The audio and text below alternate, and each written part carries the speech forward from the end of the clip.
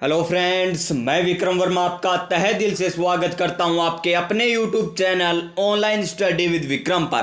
तो प्यारे साथियों, आप सभी स्वस्थ होंगे, मस्त होंगे और अपनी अपनी तैयारी में व्यस्त होंगे। और इसी तैयारी को मजबूत बनाने के लिए प्यारे साथियों हम कर रहे हैं राजस्थान जी के शॉर्ट नोट्स के साथ एकदम कंप्लीट तरीके से। इससे पहले हमने हस्तलिखित नोट्स के माध्यम से हमने राजस्थान का भूगोल कंप्लीट कर लिया है, प्रीवियस ईयर क्वेश्चनों के माध्यम से कंप्लीट कर लिया है और अब हम कर रहे हैं शॉर्ट नोट्स के साथ उसका रिवीजन। इससे आपकी तैयारी में प्यारे साथियों चार चांद लग जाएंगे। और बात करें राजस्थान के इतिहास की, तो राजस्थान के इतिहास की बात करें तो हमारा 1857 की क्रांति, किसान आंदोलन, राजस्थान के जनजातीय आंदोलन और प्रजामंडल टॉपिक कंप्लीट हो चुका है। प्रजामंडल टॉपिक कंप्लीट नहीं हुआ, चल रहा है हमारा प्रजामंडल टॉपिक। अगर आपने अभी तक इनकी क्लासें नहीं लगाई तो जाकर पहले इनकी क्लासें लगाइए और उसके बाद शॉर्ट नोट्स का आनंद लीजिए प्यारे साथियों। तो देखिए, आज हम बात करने वाले हैं शॉर्ट नोट्स में नदियां व उनके उपनाम। और एक क्वेश्चन आपको जरूर देखने को मिलता है, वो चाहे कौन सा भी एग्जाम हो, चाहे पीटीटी, बीएसटीसी, एलडीसी, पटवार, रीट, कौन सा भी एग्जाम हो, चाहे सीईटी हो, एक क्वेश्चन आपको देखने को मिलता है। तो चलिए आज की क्लास हम स्टार्ट करते हैं। नई ऊर्जा नई उमंग के साथ। शिक्षा वह शक्तिशाली हथियार है जो जितना इस्तेमाल करेगा वो उतना ही दहाड़ेगा, या फिर कह दीजिए शिक्षा वह शक्तिशाली हथियार है जिससे आप अपनी दुनिया को बदल सकते हैं। जी हाँ प्यारे साथियों, दुनिया को बदल सकते हैं, शिक्षा वह शक्तिशाली हथियार है। तो देखिए, नदियां व उनके उपनाम, नदियां व उनके उपनाम की बात करेंगे तो सबसे पहले नदी कौन सी आती है? चंबल नदी। कौन सी नदी? चंबल नदी।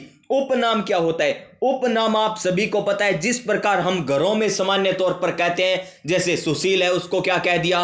मांडियो कह दियो। जैसे हरीश को क्या कह दिया? कालिया कह दिया। जैसे किसी और को, सचिन को क्या कह दिया? धोलिया कह दिया। किसी अभिषेक को क्या कह दिया? गोलिया कह दिया। जिस प्रकार हम उपनाम लेते हैं उसी प्रकार नदियों के भी उपनाम है। जिस प्रकार हमारे मनुष्यों के नाम होते हैं उपनाम, उसी प्रकार हमारी नदियों के भी उपनाम है। चलिए इन उपनाम की बात करते हैं। तो चंबल नदी को और किस किस नाम से जाना जाता है? तो देखिए, नंबर 1 चरमवती। कौन सी? चरमवती। कामधेनु, कामधेनु और नित्यवाही, नित्यवाही। और इसे क्या कहते हैं? बारहमासी। कौन सी नदी कहते हैं? बारहमासी, यानी 12 महीनों बहने वाली, बारहमासी नदी या नित्यवाही यानी हमेशा बहने वाली नदी कौन सी है? चंबल नदी। कौन सी नदी? चंबल नदी। तो चंबल नदी को अन्य किस किस नाम से जाना जाता है? तो चरमवती, कामधेनु और नित्यवाही। आपसे क्वेश्चन किस प्रकार पूछा जाएगा? राजस्थान की वह कौन सी नदी है जिसे कामधेनु के नाम से जाना जाता है? तो चंबल नदी। कौन सी नदी?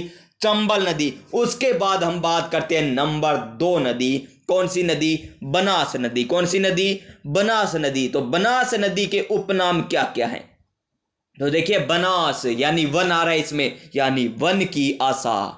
बनास बोले तो वन की आशा, वर्णासा, वन की आशा, वर्णासा। और इसका नाम एक और क्या है? विशिष्टि। क्या है? वशिष्टि, वर्णासा, वन की आशा इसके उपनाम है। और एक बात और सुन लीजिए यहां पर कि बनास नदी है ना, टोंक में किस प्रकार है? सर्पाकार। टोंक में किस प्रकार है? सर्पाकार। तो देखिए, बनास नदी के उपनाम क्या क्या होंगे? वशिष्टि, वर्णासा, वन की आशा। यानी बनास नदी को क्या कहा जाता है? वन की आशा भी कह देते हैं, वर्णासा भी कह देते हैं और वशिष्टि भी कह देते हैं। और उसी प्रकार चंबल नदी को चरमवती, कामधेनु, नित्यवाही या बारहमासी नदी भी कहा जाता है। 2 नदियां कंप्लीट। अब देखिए हमारी 3 नंबर नदी कौन सी है? माही नदी। कौन सी नदी? माही नदी। और माही नदी की बात करें तो देखिए, आदिवासियों की गंगा।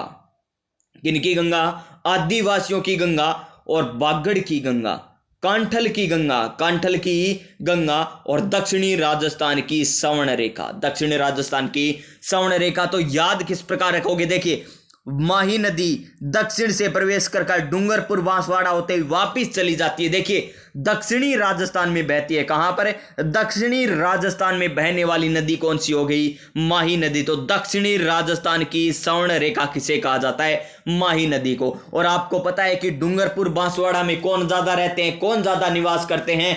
आदिवासी रहते हैं। तो आदिवासियों की गंगा भी किसे कहा गया है? माही नदी को। और देखिए, डूंगरपुर, बांसवाड़ा, प्रतापगढ़, इस क्षेत्र को क्या कहा जाता है? वागड़ प्रदेश। और प्रतापगढ़ को क्या कहा जाता है? कांठल प्रदेश। तो वागड़ की गंगा और कांठल की गंगा भी इसे कहा जाता है। और वन की आशा क्यों कहा बनास को? क्योंकि ये वन में ज्यादा बहती है, वन क्षेत्र में ज्यादा बहती है। क्योंकि आपने पता ही है, कुंभलगढ़, राजसमंद, यहां से होकर ये बहती है। तो जहां पर वनों की संख्या क्या है? ज्यादा, तो इसलिए इसे वन की आशा कह दिया। और नित्य बहने के कारण, यानी हमेशा बहने के कारण, चंबल नदी को क्या कह दिया गया? नित्यवाही नदी कह दिया गया। तो कितनी नदी हो गई? 3 नदी। कौन कौन सी नदी? चंबल, बनास, माही। चंबल को क्या क्या? चरमवती, कामधेनु, नित्यवाही। बनास को क्या? वशिष्ठी, वर्णासा, वन की आशा कहा जाता है। और माही नदी को आदिवासियों की गंगा, वागड़ की गंगा, कांठल की गंगा और दक्षिणी राजस्थान की स्वर्ण रेखा कहा जाता है। उसके बाद देखिए, अब चलाएगा बाण। कौन चलाएगा बाण? अर्जुन चलाएगा। कौन चलाएगा? बाण चलाएगा अर्जुन। तो देखिए, बाण गंगा नदी के उपनाम क्या क्या है? तो बाण कौन चलाता है? अर्जुन चलाता है। तो अर्जुन की गंगा इसे कहा जाता है। और किस पर चलाता है? अर्जुन चलाता है वर्तमान समय में ताला के ऊपर। किसके ऊपर? जैसे गेट के ऊपर ताला लगा हुआ है, उसको खोलने के लिए उसके ऊपर क्या चला रहा है? बाण चला रहा है। कौन चला रहा है? अर्जुन चला रहा है। यानी अर्जुन की गंगा भी कहा जाता है, ताला नदी कहा जाता है। और एक और नाम है इसका, रुंडित नदी। कौन सा नाम है? रुंडित नदी। यानी रूस की क्यों गयो? रूस की क्यों ताड़ो तोड़ियो मारे घर को? सीधी बात है, तन ताड़ो ही क्यों तोड़ियो? तू मैंने पूछ लिया यार, तने ताड़ो तोड़ने की जरूरत के ही आ बात कहने लाग रहा, अर्जुन ने कहने लाग रहा। तो अर्जुन की गंगा, ताड़ा नदी, रुंडित नदी किसको कहा जाता है? तो बाण गंगा नदी को कहा जाता है। किसे कहा जाता है? बाण गंगा नदी को कहा जाता है। नेक्स्ट देखिए, लूणी नदी। कौन सी नदी? लूणी नदी की बात करें तो लूणी यानी लूण, लवण है, लवणवती, सागरमती। सागरमती, ये साबरमती नहीं है जो साबरमती के संतों ने कर दिया कमाल, वो नहीं है यहाँ पर। तो ये सागरमती है। ये साकरी के नाम से भी जानी जाती है और अंतः सलीला के नाम से भी जानी जाती है। और ये क्वेश्चन पूछा भी गया है। और आधी मीठी और आधी खारी नदी के नाम से किसे जाना जाता है? तो लूणी नदी को। आधी मीठी, आधी खारी, अंतः सलीला, साकरी, सागरमती, लवणवती किस नदी के उपनाम है? तो लूणी नदी के उपनाम है। किसके हैं? लूणी नदी के उपनाम है। और इसे अंतः सलीला किसी ने कहा था? अंतः सलीला कहा था कालिदास ने। किसने कहा था? कालिदास ने अंतः सलीला की संज्ञा कौन सी नदी को दी थी? तो लूणी नदी को दी गई थी। उसके बाद देखिए, घग्गर नदी। कौन सी नदी? घग्गर नदी की बात करें तो घग्गर नदी को देखिए क्या कहा जाता है? मर्त नदी, दर्शहती नदी, सरस्वती नदी, नट नदी, नाली, हकरा, सोता, क्या कहा जाता है? सोरा भी कहा जाता है इसे। और क्या कहा जाता है? देखिए, और कहा जाता है सोत्रा नदी। कौन सी नदी? सोत्रा नदी भी इसे कहा जाता है। किसे? घग्गर नदी को। किसे? घग्गर नदी को। उसके बाद आती है काकरण्य नदी। कौन सी नदी? काकरण्य नदी, जो जैसलमेर में बहती है। और इसको क्या कहते हैं? इसको कहते हैं मसूरदी नदी, मसूदती नदी। और 3 अवस्थाओं में प्रवाहित होने वाली नदी, मोस्ट इंपॉर्टेंट, 3 अवस्थाओं में प्रवाहित होने वाली नदी कौन सी है? तो काकरण्य नदी। और एक बच गई, कांतली नदी। कौन सी नदी?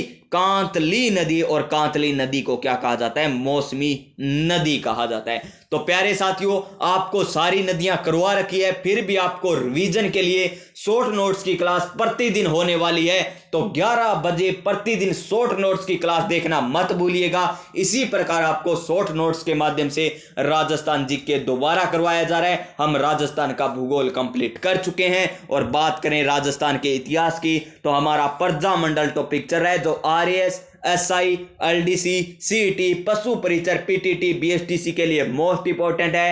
हस्तलिखित नोट्सों के माध्यम से पढ़ रहे हैं। इसके अलावा अधीनस्थ बोर्ड और RPSC द्वारा पूछे गए 2011 से 2024 तक जितने भी पर्सन है ऑफिशियल फाइनल आंसर की के साथ कर रहे हैं। तो प्यारे साथियों, इसी प्रकार जानकारी पाने के लिए हमारे Telegram channel online study with Vikram को ज्वाइन कर लीजिएगा, जिसका लिंक मैंने डिस्क्रिप्शन में दे दिया है। और अन्य पीडीएफ, इस प्रकार की पीडीएफ और हस्तलिखित नोट्स की पीडीएफ पाने के लिए भी टेलीग्राम ज्वाइन कर लीजिए। और आज की क्लास आपको किस प्रकार लगी? अगर अच्छी लगी हो तो लाइक कीजिएगा, और बहुत अच्छी लगी हो तो अपने दोस्तों के पास शेयर कर दीजिएगा।